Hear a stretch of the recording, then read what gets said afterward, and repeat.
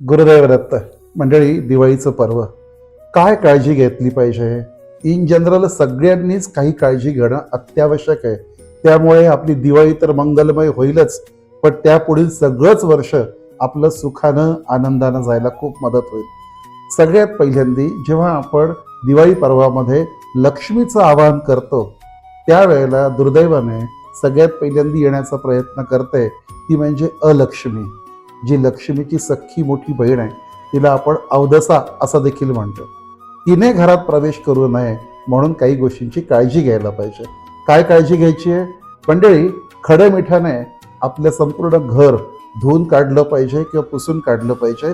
हा उपाय तुम्ही गुरुवार सोडून कधीही करू शकता. नंबर 2, घरातलं सगळं जे रद्दी सामान आहे, गबाळ आहे किंवा घरामध्ये भंगाराचं जे सामान आहे ते सगळं बाहेर काढलं पाहिजे.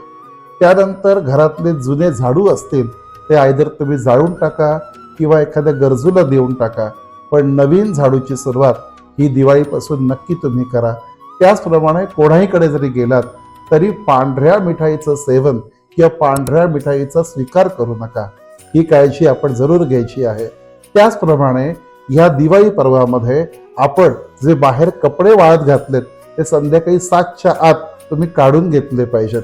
या सगळ्या गोष्टींची काळजी घेणं अत्यावश्यक आहे. गुरुदैव दत्त.